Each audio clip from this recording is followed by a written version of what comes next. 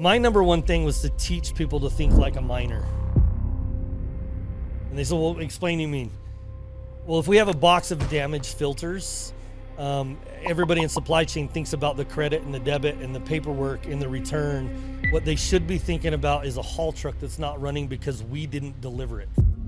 A pallet of water bottles that gets damaged, everybody's thinking about the cleanup and, what do we do and how do we get our credit for it? What we should be thinking about is there's a driller on a pad out there that is thirsty. We didn't deliver him the water, right? And so if we think about the end user and we think like a miner, we're going to win. Please help us welcome Scott Shields to the face. Warning, explicit content. This material may not be suitable for children. Listener discretion is advised.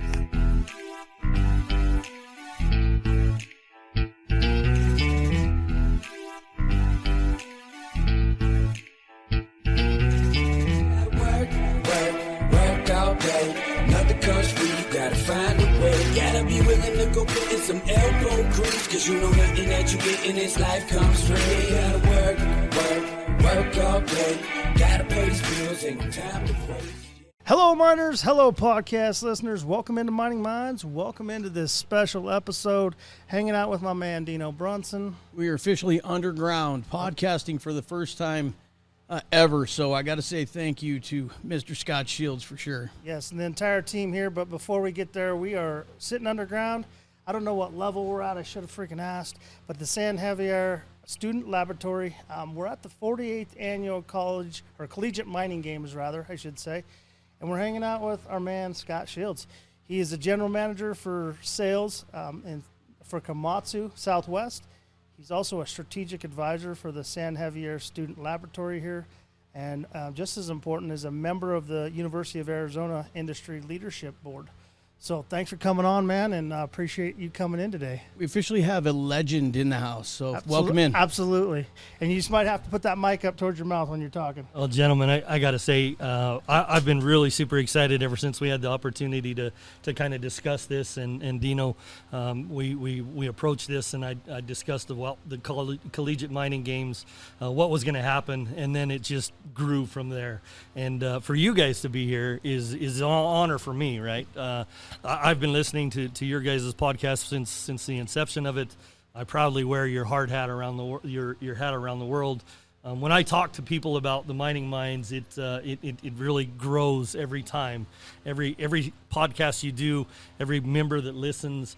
For me to be on here is actually a big honor for me. So thank you guys for being here. I appreciate that. And yeah, how cool is this? We're sitting in the attic Yeah. of the San Xavier Underground Mining Laboratory. You provided that first opportunity for us, man, so thank you. Yeah, I'm just going to say it's badass. Oh, yeah, dude, absolutely. It's badass. Nobody in the world's doing this. The opportunity for the students to be here, and we'll talk more about the collegiate mining games, but the students that go to school at the University of Arizona in the mining engineering program, to have an underground working laboratory where they can practice these skills, where they can put to process and put to characteristics that you can't get without doing it. Yeah. Right. You can read from a book and somebody can talk to you about it, but the first times you put your hands on a jack leg, and the first time you open that air valve and you get to run that machine yourself, Yeah, buddy. Hey, you're a miner, Yeah. right? You're a miner, and that's really cool, an opportunity. Well, it's an even more cool opportunity from my perspective, because not only can you focus on the history of mining and where it came from and all the special trades that went into it, but you also get a chance to look at the future and look at the technologies. You have a space to do that, and I Yes. think that's in itself way badass. I wanted to mention before we get started, get your cap lamp out of my eye, huh? Dino. Trying. It's hard. We're underground, Yeah, man. dude, I can't even see. No, but to your point, this is an awesome facility. It's I don't know the complex I would call it here, but there's so many opportunities to actually come in and do different skills, test different things. It's been awesome to just be around today and kind of be a fly on the wall, so to speak. It's a one-of-a-kind facility, man. So 100%. well done. There's some incredible work that's being done. The opportunity for research and development. The University of Arizona is obviously a major player. The number of mining schools around the world has dwindled. 20 years ago there was 80 of them. Now there's 14 of them, and it's incredible the fact that everything we do and we've seen the posters, the bumper stickers. If it can't be grown, it has to be mined. Yep. This is our future, right? This is the better way of life that we can provide students and people in the mining industry, whether it's a hospital that's using new biomedical tools, or it's in agriculture, and we've developed a new disc or something that requires minerals, or whatever it is. If it can't be grown, it has to be mined, and this is the future, and we have to protect our future. Well, I will say this before we get into your story, man. I think that Arizona, Komatsu, the San Xavier Laboratory, they're extremely lucky to have somebody like you that is so passionate about what they do to help them drive this boat, because things like this don't continue unless you have guys like yourself, and it's going to be awesome to hear your story. We got a little bit of it before the podcast, but yeah. I want to ask, as we kind of jump into this, how many teams are here? I was Dino and I were discussing it last night because we went to the opening ceremonies. There's a ton of people here, but it's all over the world too. It's not just local people. So maybe, can you give us an overview of what that looks like? Yeah, how cool is this? There's last I had heard, there was 250 plus students from 18 schools from 5 different countries. That's bad. And you walk around, and it's cool, really cool to hear the different accents. And we've got teams competing from England, boys and girls teams. Yep. We've got, I should say, men and women, because they are, right? Yeah. These aren't kids, right? They're men and women, and they're getting after it. You hear those teams from Australia, and everybody's got to get the right acronym or the right language. And one of the students come up to me and was asking for something. And I don't even know what you're talking about. And then they said, "Oh, it's this." Oh, okay. Yeah, I've got 5 of those. Let's go get them. And so, it's really fun to mix those cultures. And guess what? You're going to learn something, right? Oh yeah. Well, where were the guys? They were from the UK. So last night I was capturing some content, some videos, some pictures of the opening ceremonies, and I found these 2 gentlemen that had the best hair in. Oh yeah. And so we had to give them a mining mindset today. We tracked them down and said, Sweet "Hey man, mullets. Yeah, you had the best mullets out there. Here's your hats." And they're like, so hopefully we get a chance to visit with them. Nice. But they're from the UK, and it was pretty cool to know that we've got the globe here. Well, that's a humbling experience for me. We've walked around for last night and today, and we've had a handful of people go, "Hey man, I love what you guys are doing. Thank you for doing that for the industry." I'm like, oh shit! Like that's super cool. I didn't even know you guys. We just like to talk to miners. Yeah, we like to talk. We love the industry. And back to what you said, Dino. I look at it completely differently, right? And maybe from the outside, it looks the way you said it. But I'm very fortunate to be able to participate and give back. And the University of Arizona obviously has a tremendous alumni sponsorship, has a tremendous following. And we're all here, but it is a calling, and mining is very different from many other cultures and many other professions. Like, it is a tight-knit community, and it's very military-esque, right? You can make a lot of correlations between it, where you have the followings and you have the razzing, and right, we give each other grief and we give them a hard time. We call that brotherhood. We call it brother and sisterhood, yep, right? Yep. And yeah, at the end of the day, we're gonna give each other heck, but we're also gonna support each other. Yeah. And I know we talked about this. For me, I had a lot of support and people in the industry. Several folks that were titans in the industry that put their hand on my shoulder and said, "Hey, let me show you something, and let me give you some direction." And I never thought of it as a push. I always thought of it as support. Yep. And for me, there's, going back to some of the things that I've done with P&H Mining, we years ago, I was given the opportunity to reinvent what we call the University Engagement Program. And P&H was then later bought out by Komatsu, and now we're running Komatsu as the global group. To have the sponsorship and really, when I raised the flag on this event to the president of Komatsu Mining globally, he immediately said, hey, you know what? Let me show you something. And I've got a picture of him competing in these games Yes. many years ago. And he says, I'm all in. And to tell you the truth, here's something really cool. I get goosebumps talking about this, guys, right? His name is Peter Saldet, and he actually changed his global travel plans. He's going to arrive on Friday so that he can come to the Heck games yeah. and come out here. And not only did we get the title sponsorship, but and we talk about this, we use that title sponsorship to leverage some of our competitor friends and say, hey, this is what we're doing. What are you going to do 100%. to play along? So Yeah, well, I would say I wouldn't look at it as leverage, man. I think that really you're inviting them into your party, and you want industry, all of the industry involved. We know that the company that you're working with right now is all behind you and behind what Arizona and everything industry wide. But having your competitors, or even if they're not competitors, here with you to support the industry in general, that is super important. It's second to none, man, because you that support for the industry is huge. At the end of the day, we talked about this earlier, when you hang up your hard hat, we're part of an industry. And yes, your name on your shirt might change and different things, but we're all people, and we have an opportunity to help this industry grow. That's exactly what it sounds like you did, is you went, hey, I'm going to do this for the industry. We're going to call on a couple of these guys to show up and help participate in this, and that is awesome. Yeah, Grover, you're exactly right, and we were kind of talking about this earlier. At the end of the day, whether you're a miner, you're a supporter of the mining industry, maybe you're work for equipment manufacturing. Dino, when you and I first got to know each other, we were competing against each other, right? And later on, I had opportunity to kind of go back onto the other side.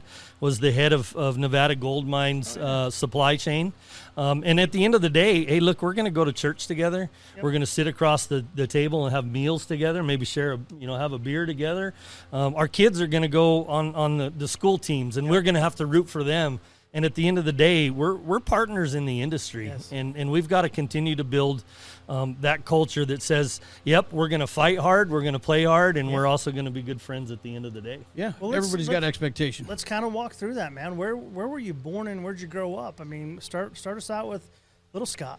Yeah, no, there's a team that I had put together when I was working with Freeport McMoran, and we used the Latin sanguius, eris and sanguium, which is copper in my blood. And copper's in my blood. I'm a fifth-generation Arizonan, a fifth-generation Arizonan miner. Now my nephew is actually 6 generations. Wow. My family settled in Arizona in the late 1800s. One side of my family was a mining engineer. We talked about some of the patents that he had established. I've still got the paperwork where he had developed the very first rock claws for when a skip free falls. These rock claws will go out and stop or slow the skid from falling. And I have that patent in the original drawings, and it was Clausen Engineering in Bisbee, Arizona. He also patented the bell system for underground signaling and for movement, right? And that's pretty cool to have that in the history. Well, for the industry to adopt those things, too. It's not like it was just patented and went away. Well, to sit with somebody that's connected to that, exactly. Like personally, is crazy to me to hear that. The other side, my great grandfather on that side was a teamster, and he was hauling timbers from the Chiricahua Mountains to the Bisbee underground operations. And so both sides of the family were in mining in the 1880s. So you had a support system back then, and you had the miners. We did. And so I was born in Bisbee. If you've never been to Bisbee before, it's an amazing place, right? It's the Mile High City in Arizona. Some of the gold, the silver that came out of there, the copper, those veins that were dug and mined are still, there's legacy about those type of things. And the miners, from Arizona, Nevada, New Mexico, Colorado, we talk about that. Anywhere you go in the world, and I've had the pleasure to be able to travel, anywhere you go in the world, you can have ties back to really this four corners of mining. That's wild. That is so wild. Understanding that I've never been to Bisbee. Grover and I are going to try getting there this week. I've heard all about it. Maybe walk us through what Bisbee was like as a kid for you. Yeah. Yeah, and I actually moved from Bisbee when I was just an infant, but my family was there for many years. But I went back, right? And there's something really cool if you get to go, or when you go, the Copper Queen Underground Mine Tour. Okay. My great uncle was the mayor of Bisbee in the 1980s, and as Bisbee was kind of coming towards closure, and there was the mines were starting to shut down. As the mayor, he wanted to bring tourism and commerce to Bisbee. He actually convinced at that time Phelps Dodge to utilize a portion of this mine. And there's a YouTube video on it. You can Google it. But his name was Chuck Eads. He convinced them at that time to create the Copper Queen Underground tour. And so you can go ride a baby gauge rail in the adit. And you can go in and go see a major mining stope, and you get underground and they shut the lights off, and you get to experience what dark is, right? Wow. You don't know what dark is until you go underground and shut the lights off, right? Yeah. You didn't have a choice growing up. No, you knew no. you were going to be a miner. And from the time I was little, because those were my granddad's friends, they were my dad's friends, they were my great-granddad's friends. I was 8 or 10 years old. Walking, doing the inspections with them, wearing a trench coat, a raincoat that went down to my ankles, and a hard hat that was bouncing and bobbling like a bobblehead. And it was. I know the smell of an underground mine because I had it when I was a little kid, and you'll never forget it. Yep. God. There's so much ventilation in here, but that was one thing I walked in and I was like, it's not as profound as you normally get in some of those other mines, but you still had it. Yeah. I'm same way. I always smell the underground. Well, to grow up 10 years old with Grandpa, I guess I'm trying to picture this in my head.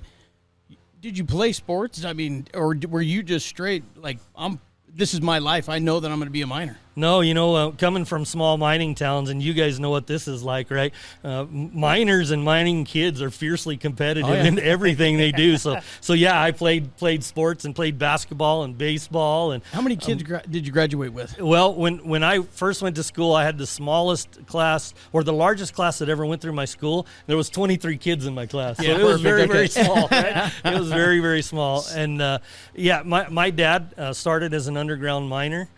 His dad was an underground miner. His dad was a miner. There was 4 generations of 40-plus years of mining with Phelps Dodge. Oh, shit. And my dad transferred to the Playas, New Mexico smelter in 1974, 1975 timeframe. So he still continued to work for Phelps Dodge, and then eventually he transferred to Morenci, Arizona, and that's where I cut my teeth, right? Okay. When I graduated high school, we were talking about this, but my first internship was at the Morenci copper mine, and if you've ever been to or seen an open pit, and then you compare it to what Morenci is, it's an animal, right? When I was there, and I remember the biggest really kind of production days we had, we were just over 1 million short tons a day of movement, right? My goodness. Is it true that they own the town? Yeah, that's correct. You go to the grocery store and they just take it out of your paycheck? Is that real? They used to. Yeah, they used, actually, and Phelps Dodge was started by some guys that were selling goods, right? And when they moved out to Arizona, they came out as a mercantile, and they were selling to the miners, and they were also investing into, and then eventually they owned it. But Morenci for many years had the Phelps Dodge Mercantile, where you could get a line of credit, and when the pay came, they would take it out of your pay. And nowadays, it's a little bit more commercial, but the town is still unincorporated. But it is all owned by Freeport-McMoRan, and it's a wonderful place to be, right? I've got very good friends. I was just there yesterday, and walking room to room, people are like, "Hey, Shields, you're back! Welcome back." Well, I'm not back that way, but we have this saying: all roads lead back to Morenci somehow. And for sure. you go learn, and you do, and then you come back, and we talk about this. The more you learn about mining, really you learn that you don't know much of anything, because there's always a different way, maybe a better way. Maybe you have a way, I have a way, and together we put it together and we have an even different, better way than what we knew before. Exactly. And that's a lot of fun. So did you get out of high school and go directly to the mines? Yeah, the funny thing was I was big into the FFA, the Future Farmers of America. And at that time in mid-1990s, agribusiness was the going thing. And I wanted to go into agribusiness because I wanted to make money. Or like you'd be a hay guy or what? Right? Yeah, maybe. Right. But I had my first internship at was offered as an accountant in Morenci, Arizona, and before I started, about a week before I started, Without any experience? no. Well, I was going to school studying accounting at the junior college in Safford, Arizona, Eastern Arizona College. The week before I started, the chief mine engineer who worked with my dad and his dad, their dads worked with their dads, and their granddads worked with their granddads in Bisbee, called my dad and said, "Hey, Ron, I know your son took an opportunity for an internship in accounting, but I've got an opening that just came up in engineering, and those are hard to come by. And he says if he'd like to try it, I'd love to have him on the crew." And so my dad came home and he talked to me about it. I said, "Dad, I really want to make money. Like, I want to go into accounting and business." And he says, "Well, you're good in math and science." And he said, "Why don't you just at least think about it, right? Do that for me." And of course he was right. He gives you some good advice and you better listen. And I took the opportunity, and by the end of the first summer, they actually offered me a job in the engineering department. Heck yeah. And it was very tempting, but I said, "Nope, I want to go get my degree, and I'm going to go back to school." So I went back to school again. And they said, "Next summer, you already have a job. You don't even have to apply. You just let us know." Yeah. And the next summer, I came back for a second internship in field engineering. Again, they offered me a job, and that time I said, "Yeah, let's do it." And so I actually quit school and I went to work, and I worked for 13 years just learning in field engineering, all kinds of roles, responsibilities. I got into technology groups, really kind of had my opportunity to put my fingers in the pie in a lot of different ways. But I always Is this knew open pit underground? it was open pit, but I Okay. actually even got to do some work at Henderson, Colorado, as part of a mine technology group. Yeah. So got my first taste of underground there. Yeah. Really, I realized at one point in time that there was a glass ceiling, and if I didn't go back to get my degree, and there was these other kids that had. They weren't smarter than me, or they weren't better than me, but they had some different training that allowed them to do some things. Yeah, well, they had a piece of paper that showed commitment, right? And let's be honest, that matters. It does, right? And so for the audience out there listening, you can't build a great career in the mining industry without a degree or a piece of paper. But knowing what you had seen from your experience, getting that piece of paper and getting to that next level, because it is really a glass ceiling. You can see through it, and it'd be just harder than hell to get through. Do you guys think that's changing right now? Do you think that because for a long time in the mining industry, we have relied on checking that box and getting that degree, and I imagine at that time it's pretty important. But the more I look at it, I'm seeing people get to those levels without it, but they have 20 years in the game. Well, I think the mining industry has evolved to where we are doing a really good job at on-the-job training. I really do. Okay. And it doesn't matter if you're working at the mine or for a supplier or whatever. I truly think that we're educating our folks to be professionals in our industry. And yes, we still need the degreed folks, but in my opinion, we do a great job as an industry to train our people. Sure. I was just curious about, Yeah, I think the rules of the game are changing, right? Before you need to know how to use a stadia board, right? And you need to know how to use a theodolite, and then it changed, and now we use GPS, right? And then after GPS came LiDAR, and now we can do scans from a drone. That you don't need a surveyor on the ground to do some of those things, right? And so the rules are changing, and people adapt, and the technology and the development and the type of training, the type of technician. Let's take a look at AI, right? Yeah. AI is changing the way that we do things, and robotics and autonomy. And one of the things that we hadn't talked about much, but I know we'll get into when we talk about Komatsu, these students out here are getting an opportunity to go see full-on autonomous mining at our Arizona proving grounds, and nobody just gets to go see autonomous mining, right? And we as Komatsu said, if they're going to be here, let's take the opportunity to go show them something they're going to remember, and then go take back to the workplace and say, I want to be one of those. and something they're going to end up using, because that's where the industry is going. So they're going to have to start knowing this stuff more and more, where before 10 years ago you might not have had to. Right now I think that's becoming even more important. What I think's cool about this place, though, is you're starting from the history. You're teaching them everything about mining up into the future, right? yeah. To where if we have rolling blackouts and we have to come in and survey ourselves, they can use the hand level or, whatever instruments they need from the legacy mining, because that's what they're taught in school all the way through. Yeah, I would agree. I think so. So you spent some time at Morenci. You said 12 years? Yeah, it was in total. I was at Morenci for about 18 years, off and on. But initially started at Morenci, worked there, and then went to the mining technology group. I was part of the process development center. Got to go learning leaching phenomena. I'm one of those guys that actually read a book called Bartlett's Solution Mining. I had to read it like 4 times and underline it and circle it and highlight it and go ask for help. What does this mean, right? Yeah. Got to do some really cool stuff. Got to work on secondary sulfide bacteria leaching with bacteria. Right. Ooh, that's and cool. yeah, it was so cool. Like, and I get kind of nerdy when I talk about it because I'm going to go, there's this bacteria called Acetithiobacillus ferrooxidin.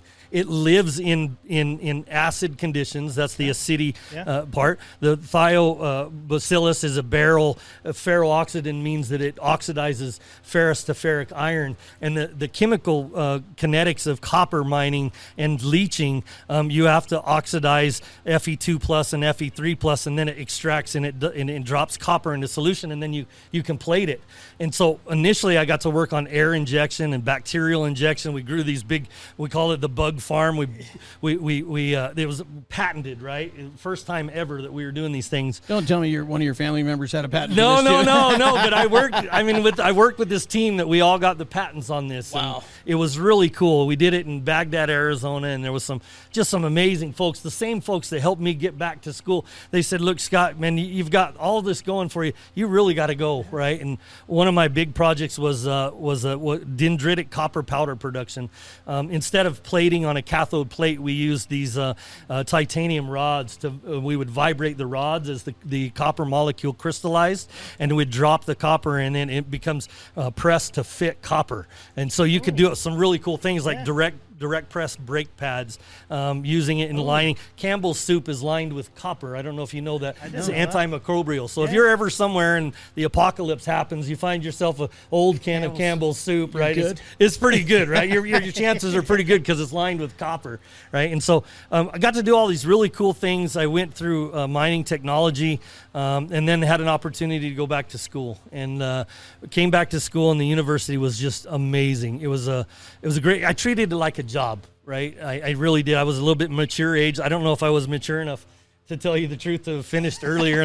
How hard was it to walk away from the mine to go back to school? It was. At that point, you're making good money. I was one of my very, very good friends who's now a senior executive at Freeport McMoran he said, Scott, you're the only guy I've ever knew that quit a good job, went back to school, made more money while at school, and then just come out smelling like roses. And I owe him, actually.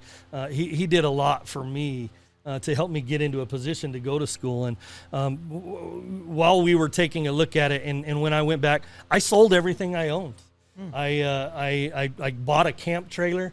There's right in Tucson. There's called the Prince of RV Park. I lived in the RV park in this used camper that I bought, and said, "Hey, I'm all in. Like, I'm going to do this." And so you weren't dating at this point in life. Yeah, I was not married. Yeah, and so it was amazing. Shortly afterwards, and we talk about our friends, right? This is a cool story. One of my really good friends is named Doug Chapman, and he's mined all over the world. It was at Oyu Tolgoi, it was in Kazakhstan with Kaz Minerals, and he was also with AMEC Mining and Samsung. He had a house in the Catalinas in Tucson, and he said, "Hey, Scotty," he says, "I'm moving to Santiago, Chile, and I don't want to sell my house. Would you want to live in my house, get out of the camper, and you can live there rent free, just pay the utilities and take care of the place?" And he says, "And by the way, I just put a new pool in." And I said, "Okay, let me check this, right? I'm at school, at university. You're offering me a house in the Catalina Mountains, basically for free. Yeah, sign me up. What's yeah, the like, catch? I didn't tell him about I didn't tell him about some of the parties we had there, but he knew. He knew. He was a mining engineer too. Weekend at Bernie's just popped right into my mind. Yeah, there's a lot of alumni that'll still tell you about. They won't talk about it, but they knew what happened. It was good times. Hey, Shields, you must have had your charismatic is like no other, so I can imagine the parties that you had. Yeah, good but how times. cool! What an opportunity though, to progress yourself, not just at school but in life as well. Meeting those good people along the way too, Yeah. man. Those guys are people like that. People have stories like that all over because that's what the mining industry. Well, is. you had to have made an impression on him, right? Yeah. Well, and we talk about this. The mining brotherhood is amazing, right? And although we compete, maybe we don't even get along all the time. Maybe even we're gonna have major disagreements. But at the end of the day, it's a calling, and the people that are here are because they want to be here. Yeah. Right. And we don't all get to live in a metropolis, right? And Tucson is very fortunate that Sarita, the Asarco Mission mine is here now, just down the road, Copper World, and they've got some resource here in Tucson. But most mines, as you guys know, Elko is a long ways from anywhere, right? And it can be a black hole, and everybody fights for the same resource. And so even though you may be working here today, next week you might be over there. And as I got a chance to travel, and guys, I was 150,000 miles a year on Delta for a number of years. Wow. And I got to go to Can I borrow some miles? yeah. I got to go to 24 different countries, and I was in over 150 different mines around the world. So And growing up, though, in Bisbee or Morenci, did you ever think that mining would take you to those places?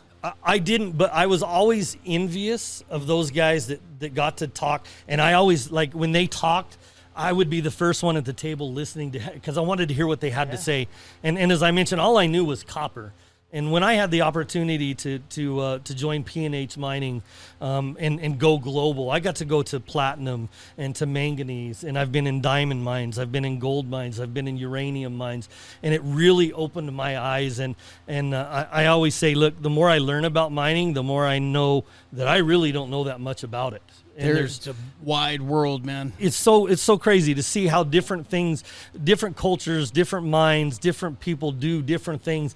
And if you're paying attention, you'll bring back a little bit. And the next time you do something, it's going to be a little bit different, and you're going to make it your own, and it's going to be better every time, right? Yeah, I mean, essentially, you were able to culture yourself in the industry and as an individual, and wrap all those things together and start building your portfolio of how you wanted to manage and what you wanted to do. Right. What a unique experience. Well, how long did it take you to get through college? Is it just a couple of short years, or is it longer? Or? Yeah, so I pushed really, really hard. I had already taken some classes, but they were accounting and really didn't apply.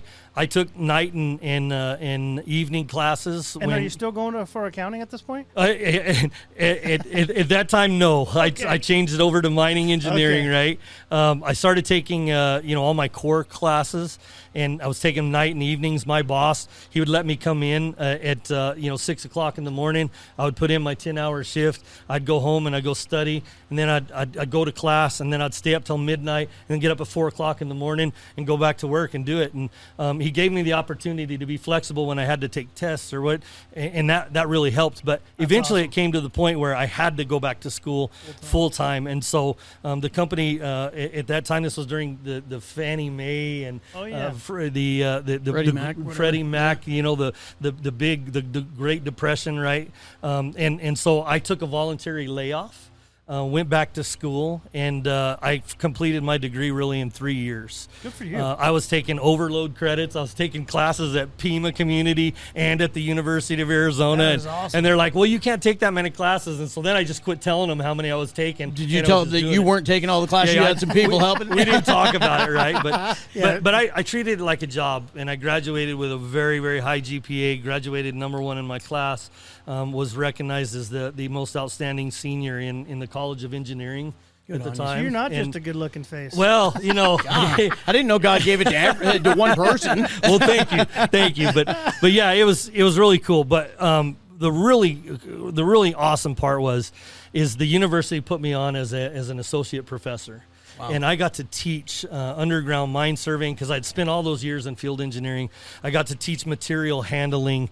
I got to help be a mentor to other students, and really, I got to tell you what, as gratifying as going to school was, the connections that I made and the being able to help support my fellow teammates, that was really cool. Oh, yeah. And I'm still very, very close to those. I've hired them. I've brought them with me. I've gotten other ones jobs. I've asked them for help.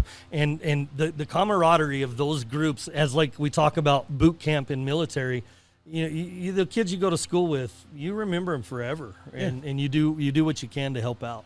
Well, I know I've had the opportunity to go with Vern Goglio and go do basically presentations for the graduating kids coming out of the Mackey School of Mines, and that in itself, while not a fraction of what you do, is still so impactful.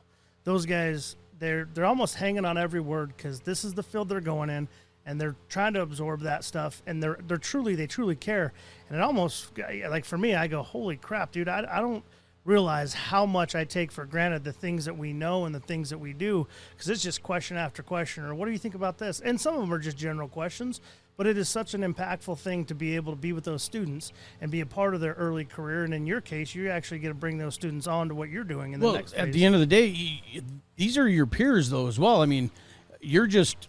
I would say I don't want to say more educated, but you're just further advanced. Yeah. But they're still your peer, your age, to where that's even a more unique setting, in my opinion. Yeah. That you're mentoring people that are your age, so you've got like 10 years of experience under your belt in. That's pretty phenomenal. Yeah. So what did you do? You went right out of there to just help teach, or did you go? I mean, where did you go after college? Because you said you were like in a mentor program, right? Yeah. So I mean, the university allowed me to kind of help and do some of those things. And here at the San Xavier Laboratory, actually, we have what we call the mine managers, right? As a student, you get to be a mine manager and lead crews, yeah. and you have to go out and convince others that maybe don't want to go spend their Saturday to come out run around out at the mine, right? Put their diggers on and get dirty, because it's hard work too, yeah. Right? But the mine managers, and I was one of those. We got to run the mine. And that was really kind of the start of a lot of that. And we continued to push the training center that's here. One of my good friends who's up in Nevada now, he and I drew on a napkin this training center that's down here. And then we actually got it contracted and built. And so we got to leave our legacy as part of this mine while we were students. And one of the young students here was asking me what advice I had. And I said, do everything you can.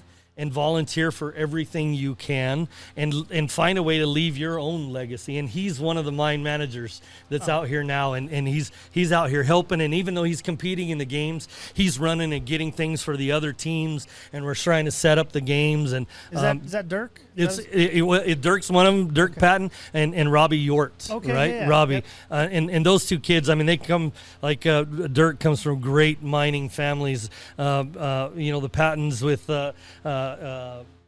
cementation.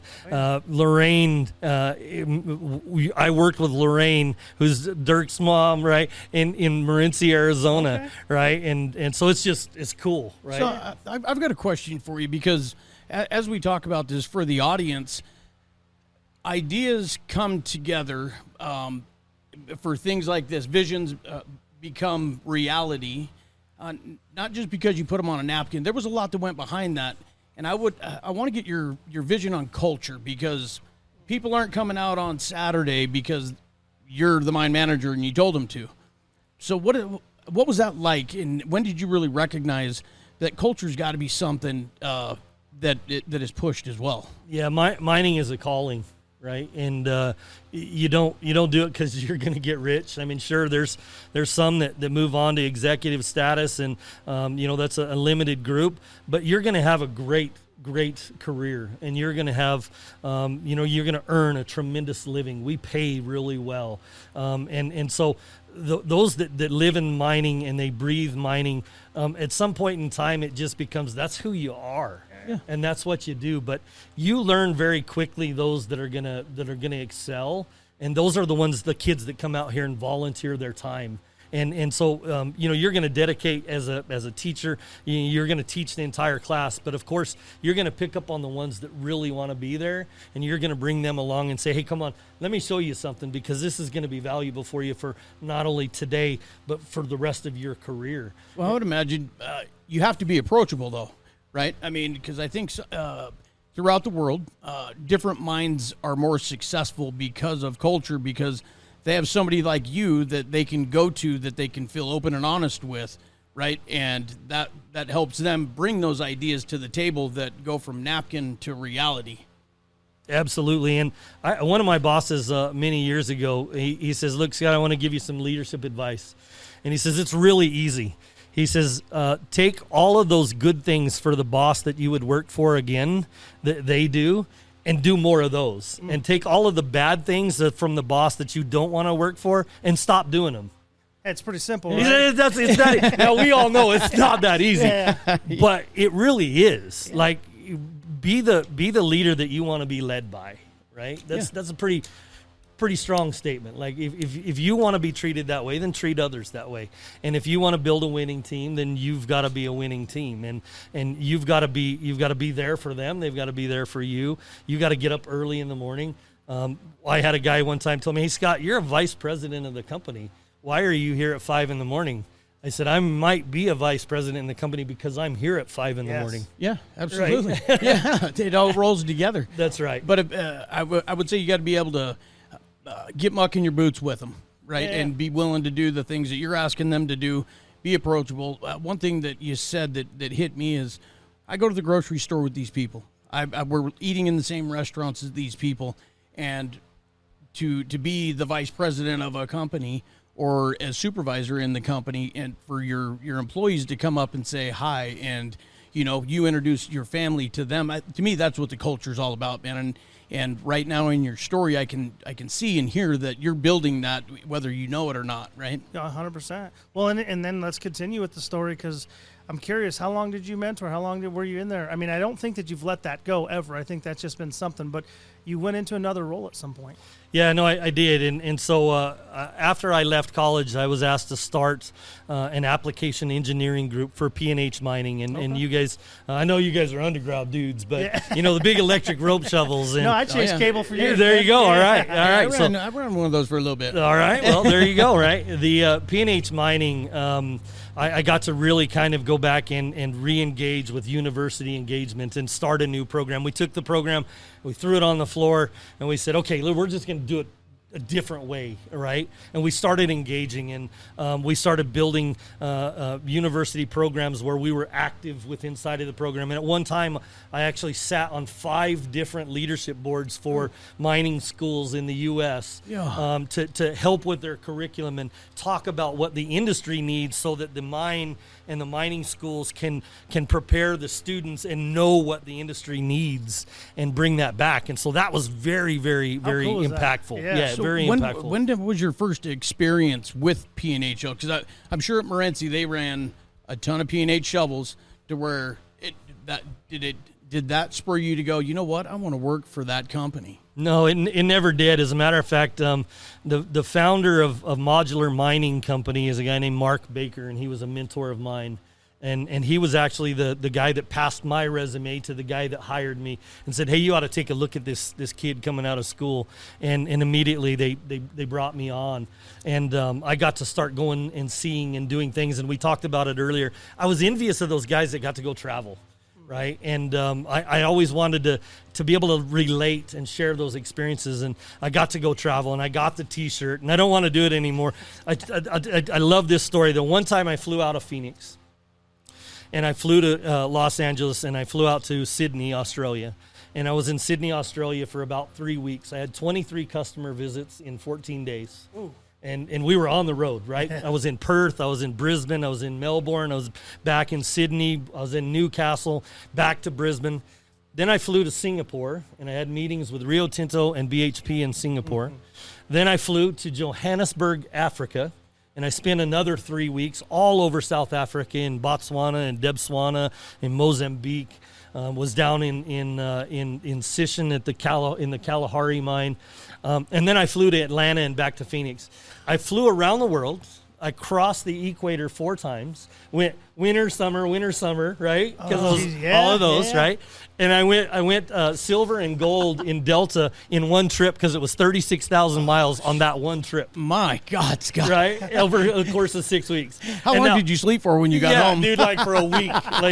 like the sleep deprivation is as bad as being inebriated because you can't think. You can't do anything. And well, at that point, though, I would say on those long trips, hopefully you got one of the pods where you could lay down. I flew in coach, brother. No kidding. Honest to God. Good on you. It is hard to go sell a piece of equipment and ask what we ask, and somebody goes, and you're flying in first class. No, sir, I flew in coach. Yeah. Well, good on you, and that's important for people to hear, man. Yeah. It really is, because when you're out and about, it's not all fun and games. You're out to do a job. You've got one direction, and good on you.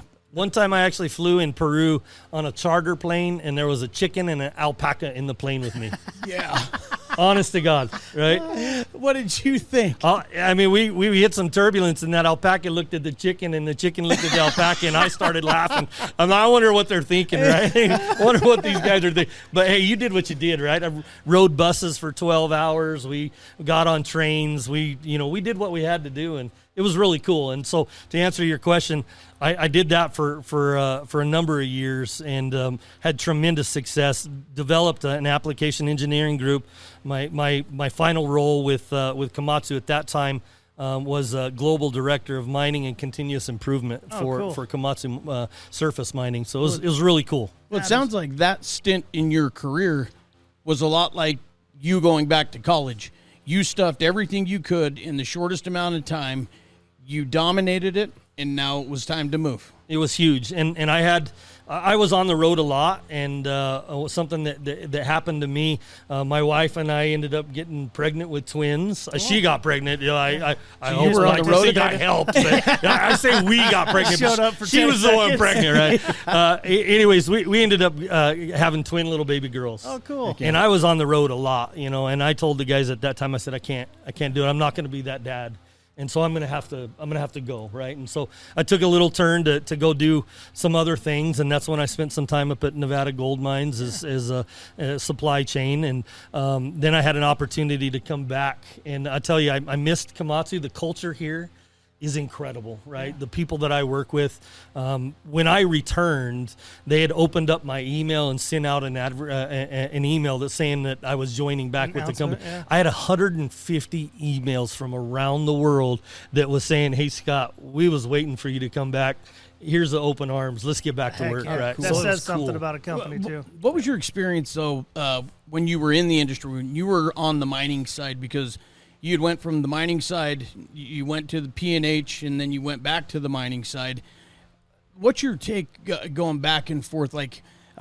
Because now, I mean, where you sit now is going to be a little bit different where you were at P&H, back in the day, but you're still working for a vendor, and then you're working for the mining company. What does that look like? Yeah, so this is really cool, right?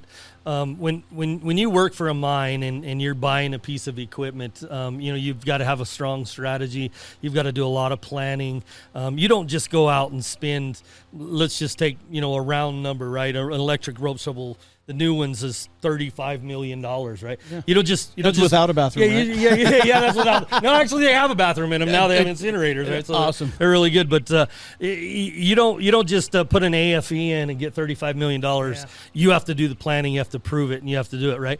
Those same mining engineers that go to work, that do that mine planning and go create that justification, are also really good when they go to work for a manufacturing company, and then you are on that side, right? So having both sides of the coin, it's kind of like, does a good engineer make a great operations guy? Or does a great operations guy make a good engineer, right? Chicken or the egg, right? What about a guy that maybe has 15 years of experience in mining, and then he goes sits with a manufacturer, and this actually happened my first week in Milwaukee. They said, well, what's a mining engineer doing here? And I said, well, let me put it to you this way. You guys build some of the best, probably the best equipment in the world. And you've got incredible mechanical engineers and electrical engineers. But how many people inside of this room, and I created this Mining 101 class to give to Komatsu employees so they knew what we were doing. So I said, how many of you in this room have ever actually been on one of our rope shovels, right? And about half of the room raised their hand. How many of the people in this room have ever actually operated one of these? And the number got smaller. How many people have been on the radio at 2 o'clock in the morning when something goes bad, something goes pear-shaped, and you know that you're going to have to answer for it to the superintendent in the morning? And I was the only person in the room that raised my hand, right? That puts you in a different league, right? Vice versa, sitting on the other side of the coin, how many people have ever negotiated a 62 truck haul truck deal, right? And I've been on that side too. And so where I sit today is look, you're not going to BS me, right? And I'm not, this industry is too small, right? I'm not going to risk my credibility and my integrity by putting numbers that aren't wrong. And Dino, I shared this with you. I flew to Indonesia one time, and there was a mining company that was wanting to do a refleet of their equipment. And so we were asked to put together some economics to go say what that would look like. And so my mining engineers and I flew over there and gave a presentation. In the middle of the meeting, the mine manager stopped us and said, how the hell did you get my operating cost numbers? And I said, well, I didn't get them. I calculated them the same way that you did. This is where I came from. I had, this experience at this mine, and this is what I did. And he says, those are almost cent for cent for my operating cost per ton. And I said, well, if you'll give me a little direction, we'll dial it in a little closer. And he laughed, right? But that's what you have to do. You have to stake your name on your credibility. You have to put out good numbers. And then you have to know what goes on both sides of it. And it puts me in a really good position. Well, I would say historically, though, companies haven't been able to do that, right? I would say that's one reason that sales might be a four-letter word in the mining industry, and nobody really has that trust in the sales area because sometimes, let's just call it what it is, they think you're bullshitting them, right? At the end of the day, on the sales side, there's a lot of homework that goes into it because you're right, there's credibility. You want to make the mine successful, or that's my vision of it anyway, as a salesperson. You've got to want to be able to make that mine last as long as it can.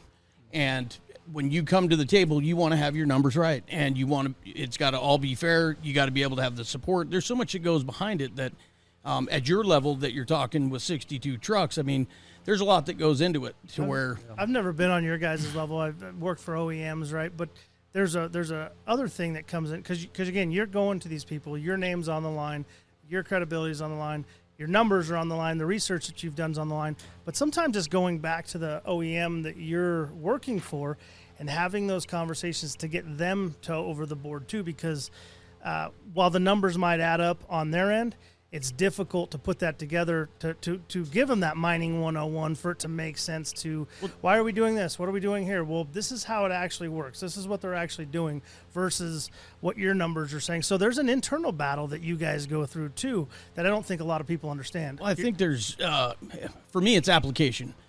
You can, when you sell equipment, everybody's got equipment, but is it the right thing for the application? Well, from the history of that piece, is it going to work here? Is it going to be the most efficient for the mine? And you always want to be in the game, but there's some perspectives that you got to look at it and go, this might not be the right fit. And that's what I was getting at is I guess you guys have these internal battles too because you're in a position of knowing maybe some things that other people don't know. So that's something I think we should highlight, or I wanted to highlight.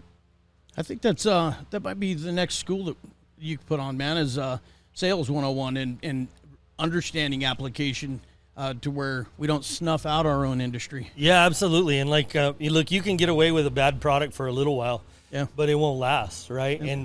And we all know, no matter what side of the coin you sit on, if you can't service and support a piece of equipment, it's not going to be a winning product. 100%. And ultimately, and we all know this, that we have to win together.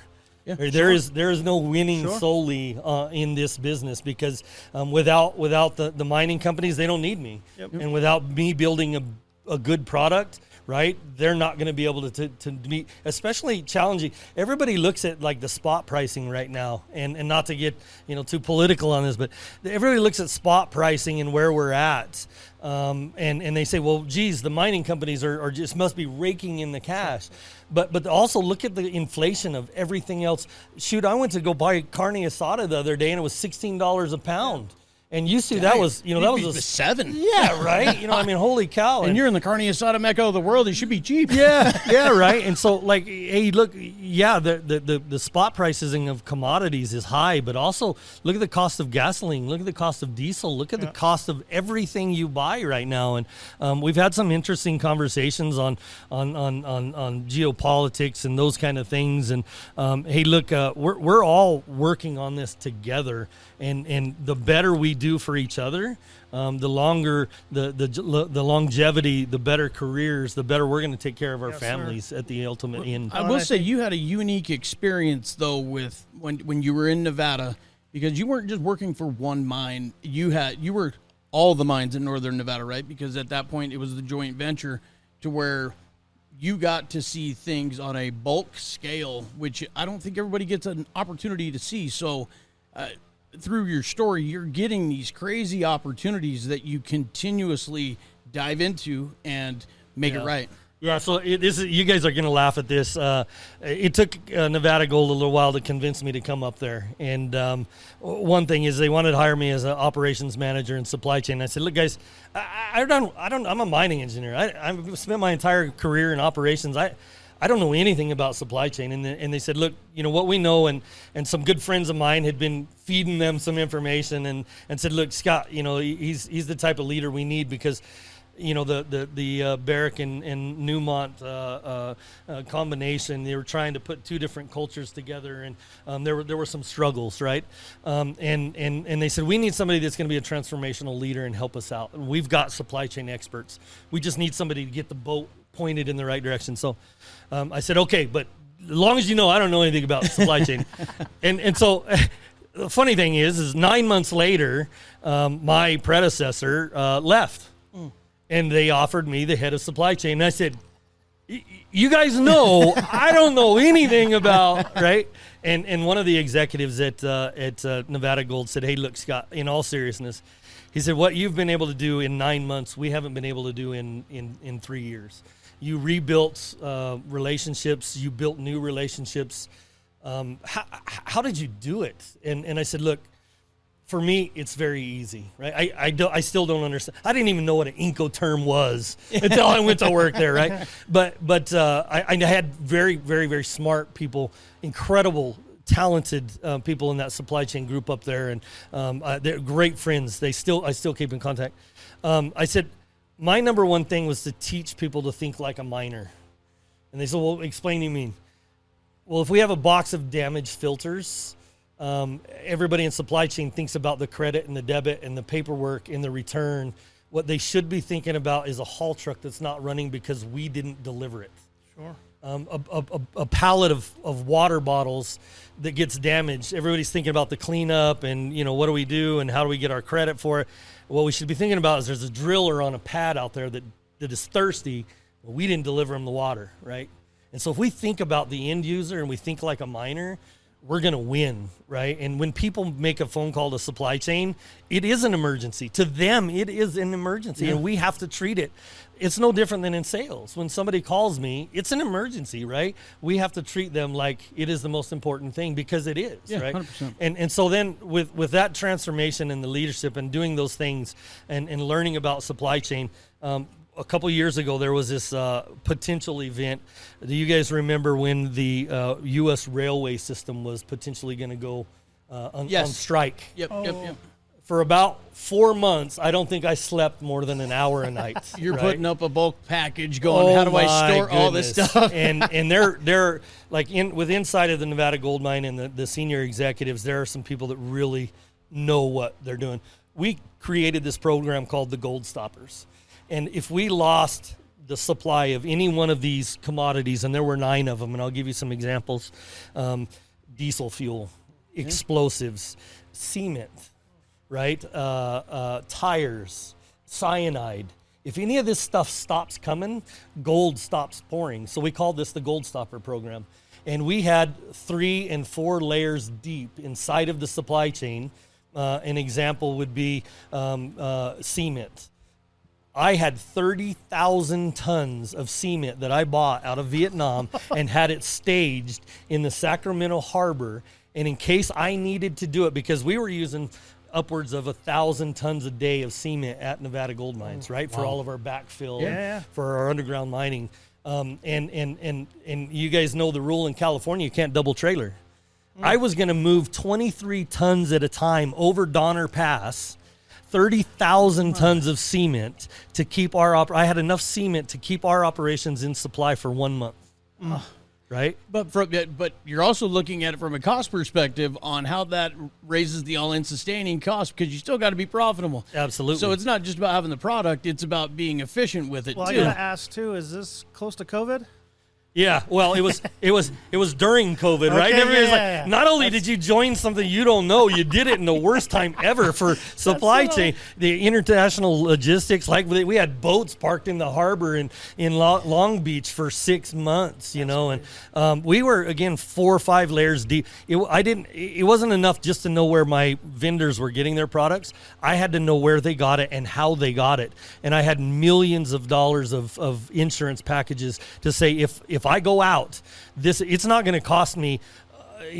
Say let's just use that example of the 30,000 tons of cement. That 30,000 tons of cement would have costed me hundreds of millions of dollars in production, right? So so those deferred costs would stack up, and luckily it didn't happen. It was life lessons that I'm glad I went through it, and I got that T-shirt. Don't want to do it again, but it was incredible, right? I would say, thank God you're a humble guy, because if you weren't humble, you could have been walking around like you were Jesus Christ. You know what I mean? Like, I've got boats in the harbor waiting on me right now. Yeah, but what a crazy, unique opportunity to be in and manage and still continue to build relationships, have a good culture, and manage up. You know what I mean? If they're coming and visiting with you on how you did this in 9 months, the story's already being told. It was the team, right? It was the team. 100%. And there's a sheriff's deputy in Elko, Nevada, that one morning I was coming through by the bridge there, coming off of the summit, and I'll tell you what, it was 4:30 in the morning. I had my mind on this railroad strike, and I blew through that red light, and that deputy pulled me over, and I just told him, look, sir, I'll be honest. I said, I just got promoted in a job I don't know if I'm qualified for. I think this railway strike is going to come, and I might lose my job, and everybody here is going to, we're going to be in dire straits, because if the U.S. railway goes down, our entire U.S. commerce is going to take a hit. And I said, I never even saw the red light. And he looked at me. He could see just the despair. And he goes, well, I'll tell you what. He says, I left my printing ticket machine at the office this morning. He says, you just don't do it again and go on to work, right? Oh, gee, he just went, my bad day is definitely not as bad as his. He's like, go ahead, bro. Yeah, and there's a deputy that I owe a coffee cup to, right, one of these days. So it was cool. Well, you've gotten into these positions, I don't think by chance. Either somebody's seen something in you, or your skills you've learned along the way. What do you attribute that to? Because there's some young kids out there listening to that right now, and I know you said it's pretty easy, right? Treat people good and but there's other things involved with that, and I think it's important to share maybe some of those lessons that you've learned, man, because you've been pretty successful in my opinion. Yeah, we've all gone through hard times. I remember one time at Morenci, Arizona, when the chief mine engineer said, if we could just make our copper for 55 cents a pound, we'll all have a job next week, right?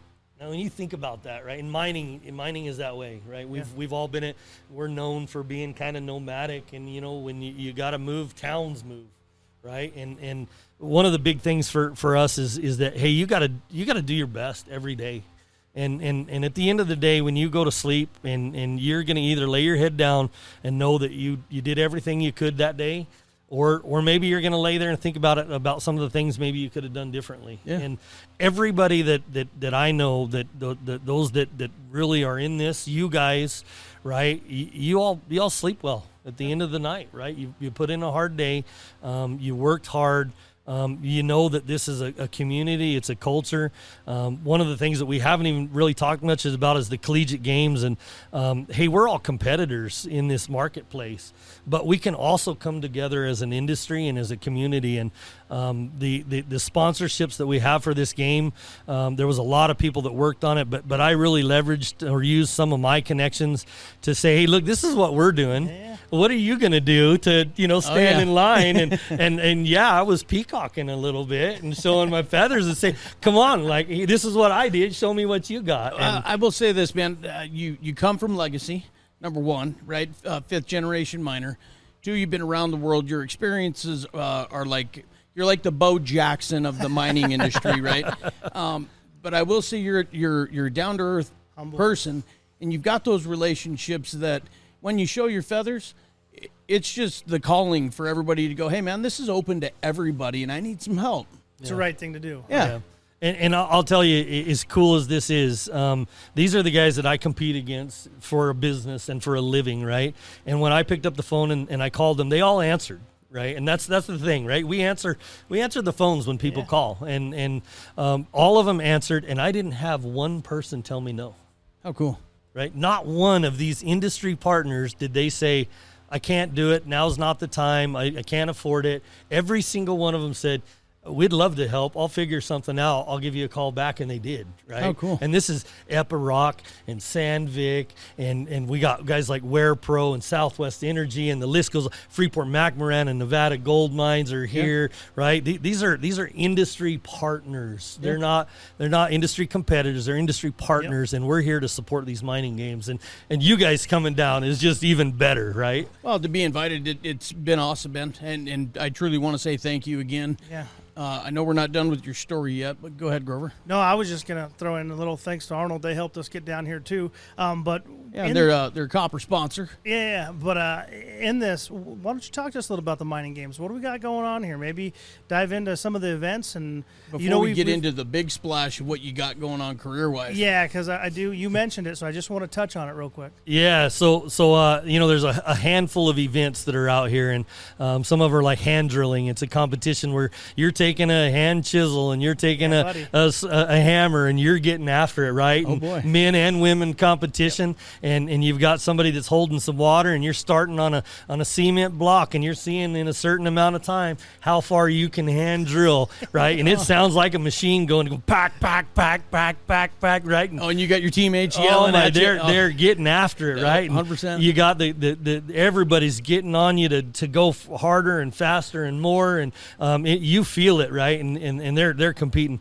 We've got the jack legging drilling contest, and you've got to collar your own hole and run your jack leg, and you're doing it on your own. Your whole team's supporting you, but you're seeing against a time event who can drill the fastest hole. And as you guys know, right, you can't muscle your way through a jack leg. No. Right? The only thing you're going to do with a muscle in your jack leg is be tired at the end of the day and half the production. It's finesse, right? And so you'll see some of these young ladies that come out here, they'll drill further than the boys do. Yeah. And it was because they're not trying to outmuscle this thing. They're using skill and finesse, and they're drilling. So that's cool to watch. I will say, man, I've seen a lot of young women out here, and it is impressive. I cannot wait to put out the content that I captured today. It not only impressive, but it shows that these ladies are fitting right in there, and they're walking right along in the brother and sisterhood, man. It's super cool. Yeah. They've got a mucking contest, so you've got a 1-ton ore cart that your team, there's 3 of you on the team, got to fill up that 1-ton ore cart with a shovel, a hand shovel, right? Not a P&H shovel? Well, it is P&H. It is. We call it a pine handle shovel. We load that ore cart. You got to run it down about 20 meters of track, turn it around and bring it back and dump it out, and it's all timed. And man, is that fun to watch. So we, as Komatsu, we sponsored it, and I did something that the marketing team, I don't know if they're going to fully stand behind me, but I took those carts and I sandblasted them, tore them apart, re-greased the wheels, and painted them like a Komatsu haul truck. Oh, yeah. I got a ton of video of them today, man. It's super cool. Yeah, we got track stand settings. So basically, baby gauge gauge rail, setting a track stand. You got to build 20 foot of baby gauge rail. You got to spec it out. It's got to meet the qualifications for your ore cart. You're setting the timber. You're setting the spikes. You're putting the track down.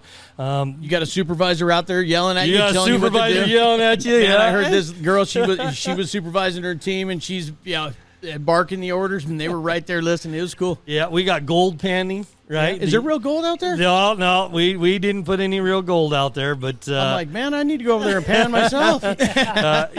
these competitions, the real cool part of it, as we sit here inside of this adit, right? Those are the fundamental skills of a miner, Yeah. Yes. right? That all of our forefathers and our legacy that came from, and these kids are out here like just getting after it. That's the grit, and some of them might not ever even work in an underground mine, but they'll remember competing in these 100%. mining games and what they did out here over the next couple of days. And alongside of that, outside the games, you've got all the technology, from the WX04, what is that, WX14 or 15? 15, yep. You've got Sandvik gear here. You've got Fletcher here. And the people that have competed in this before, I was just talking to one of my old friends, and she was like, hey, Colorado State, you better be cheering for them. Or I'd talk to somebody, they go, hey, Reno's over there, you better be checking or cheering for the Mackey School of Mines. So it is, these guys know. Nice. The people Well, to that see have the been- teams last night at the opening ceremonies, everybody's wearing their colors, so it was cool to get those shots and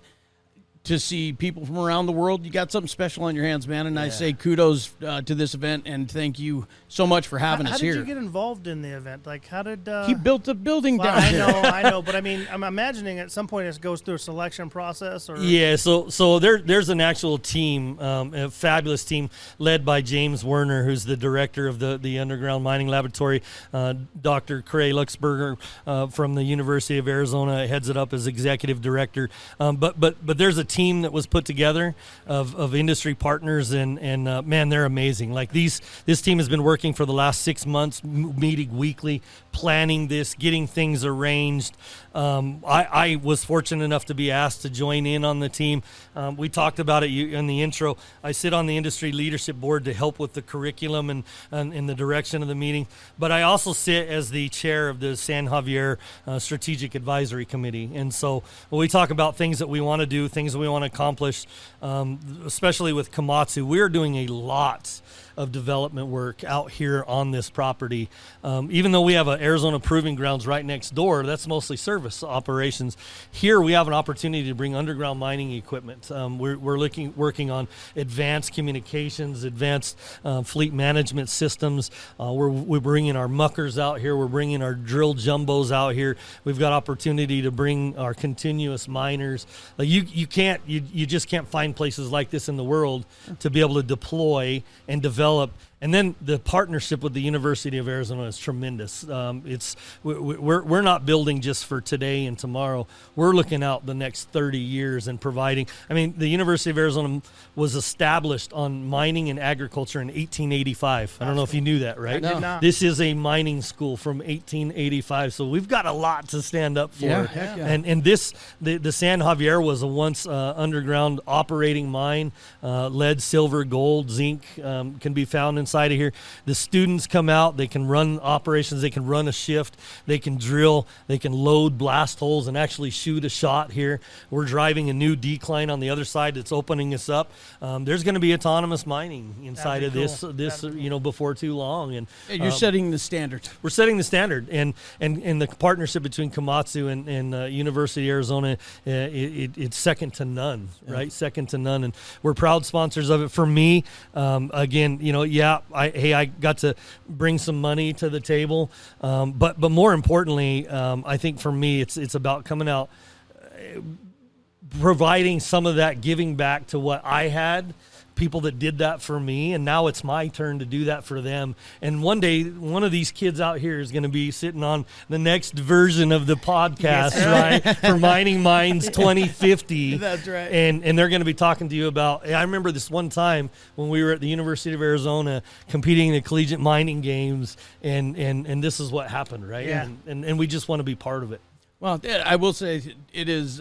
You're in a very unique, but I would say very beneficial spot, not only for University of Arizona, but also for Komatsu and industry as a whole. when I say setting a standard for you to have your equipment here to be able to refine to make it the world's best, that's what's going to happen, right? Number one. Number two, you have the miners to go along with that.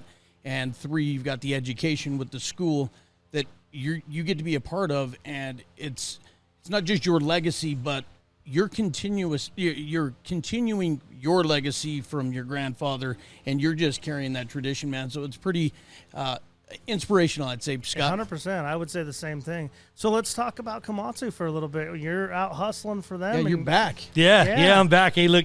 Guess who's back? Like I say, I left for some family reasons. Now my kids are old enough, and I'll tell you, I missed it. I wanted to be back. I had numerous opportunities. Guys said, hey, when are you going to come? And I said, look, it's just got to be right. I don't want to be, I'll still do some travel. I still do a lot of traveling, but I didn't want to be days away from home. If you're in Africa or Australia or something, and something happens at home, you're days away, right? You can't just get home. And at least now I'm localized, but what I missed was the culture, the people, the work, and I had the opportunity to come back, and they gave me the position to be able to do what I want to do, be at home. And hey, we're building a brand new $83 million facility that's 3.7 miles from my house. And everybody says, gosh, Scott, you're pretty lucky. And I said, hey, if you think I've gotten to where I've at from luck, then you're wrong, because I knew where that was going to be built. I knew a path was going to come back to Komatsu one day. And I'm fortunate enough that hey, I've been blessed, and here we are back at work. And I love what I do. Well, they got the right person in line for it, too. Let's call a spade, man. You've worked your ass off to get to where you're at. You put in the long days, the 150,000 miles on an airplane.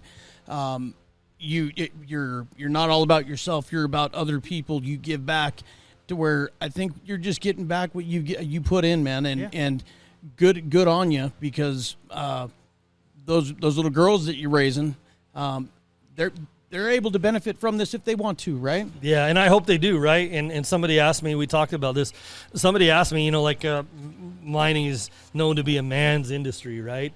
Well, that's changing, right? And we're celebrating, and there's proof out here today that you're capturing on your video that there's some young women that are out here working their butts off to prove that they belong here as well, and they do belong. And somebody asked me, would you let your girls go into mine? You damn right I would be. How much exposure do you give them right now at their age to maybe just let them know what you're doing? Oh, I love it, man. My wife will be taking them down the road to school, and just the other day, one of them, hey, Mom, look, there's an excavator. And I'm like, that's my girl, right? And one day my wife said, oh, look, girls, there's a loader. And one of them says, Mom, it's got tracks. That's a dozer. And I'm like, that's my girls, right? And they want to wear Dad's hard hat and put Dad's, safety boots on when he comes home, and they waddle around in them. And I want to tell them about it, and I want to tell them there's a place for them in this industry if they ever want it. And it's a good place. They can earn a career, they can be successful, they can challenge themselves, and they don't have to worry about all of those things that they used to have to worry about, because we are changing as a culture, and it's getting better, right? And we're celebrating it. And that ultimately, that diversity of bringing a different eyes on to the situation, you can't replace that, right? Because let's face it, we're pretty stubborn as men, right? Yeah. And we do things the way we always did them, and sometimes it takes somebody else to come along and spur or be a catalyst for change, and that takes the diversity of the different cultures, different ethnicities, different races, different X, Y, and YY. Right? I thought you were going to say ex-wives. Yeah. Well, so you talked a lot about your family right there. What do you do outside of work? What does outside of work look like for you when you're not? Well, now you're not traveling, but yeah, brother. Everybody asks me, "What do you watch on TV?" And I say, "Bluey." Bluey is my favorite, and we laugh because my wife and I say Bluey makes us feel like terrible parents, and I said, but babe, they got a whole team of writers to make Bluey look like good parents. Right. But honestly, we love the outdoors. We just got back from a San Diego safari, the zoo, cool. Went to SeaWorld for spring break. We love time. The big reason for us coming back home to Arizona from Nevada was for family, and we felt like our little girls were too far away from that family and knowing what family's like. So we brought him home, and when I left Nevada Gold Mines, it was a big decision. Like, hey, Scott, you just got this huge promotion. You're $3+ billion annual budget, 240 people on your team. And I said, yeah, but if my wife and my kids aren't where they need to be, look, I'll go do something else. Like, I can do many different things, and I could start as an entry level position and make enough money to have food. The important thing is bringing your family home. And so we spent a lot of time with our family. Very cool. We got family in Phoenix and outside of Phoenix, southeastern Arizona, where all of our family was. And there's not a week that goes by that we don't have somebody. We built one of the greatest stories. I got to tell you this. I was going back and forth on whether I should spend some money on putting a backyard in my home. And I knew I really wanted to do it. My wife and I drew up these plans, and we had estimates made, and we're like, well, I don't know if we want to spend. One of my good friends pulled me aside. He says, Scotty, I got to tell you this story. He says, I've raised 4 kids, and I wasn't a perfect father, but he says, I don't have many regrets.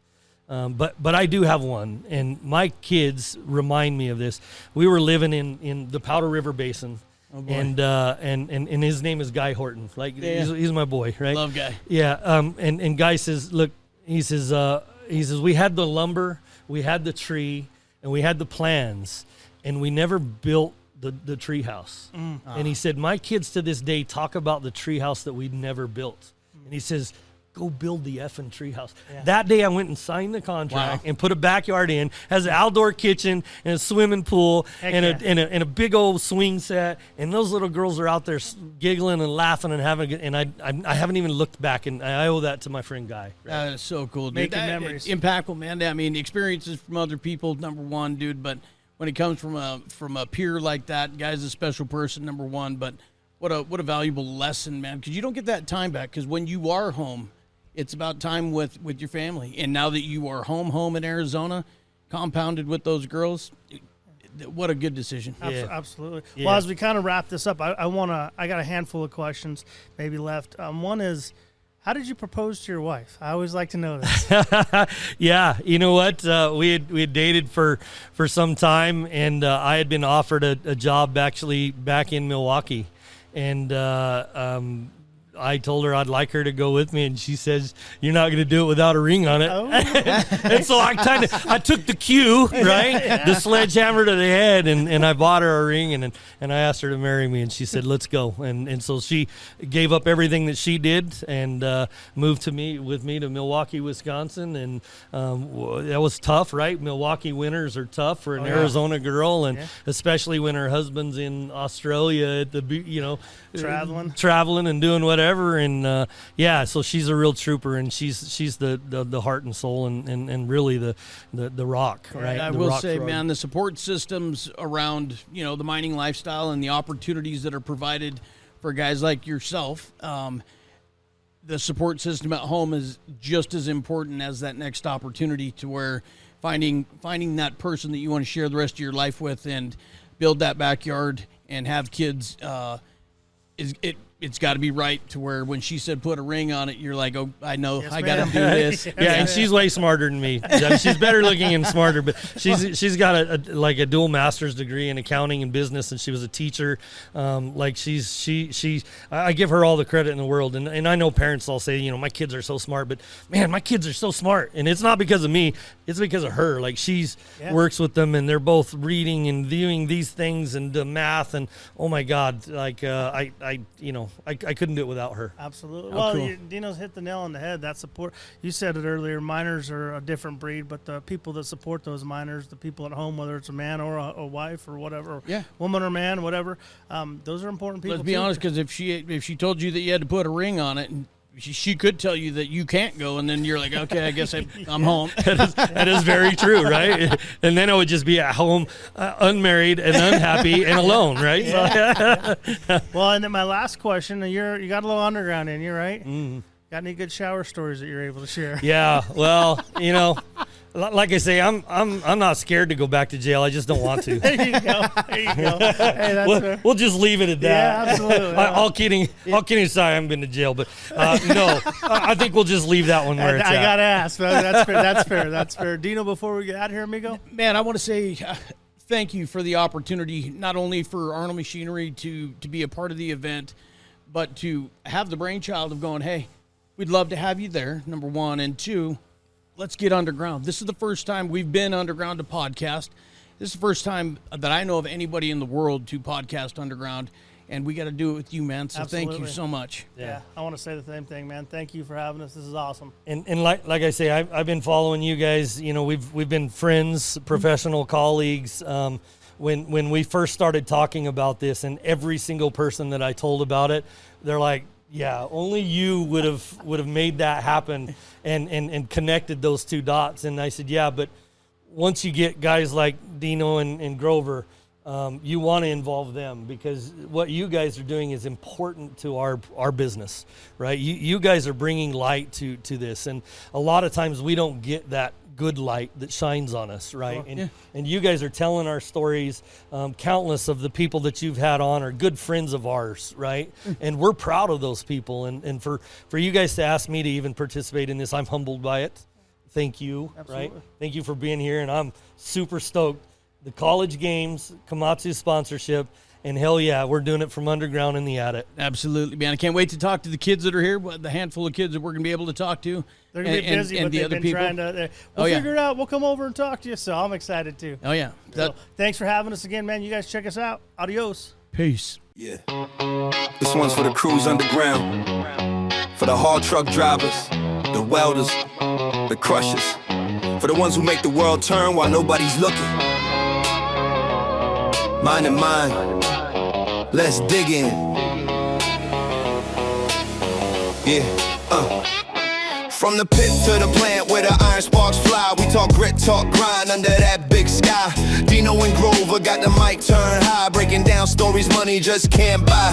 From the driller to the tech with the night shift eyes, we shine that light where the truth resides. Talk safety, talk struggle, talk pride inside. Man, it's the heartbeat where the people thrive. For Mind and Minds, we dig a little deeper. Stories from the soul, not a corporate speaker. Human element is the real truth seeker. Every week we rise, podcast speaker. For Mind and Minds, we dig a little deeper. Stories from the soul, not a corporate speaker. Human element is the real truth seeker. Every week we rise, podcast speaker.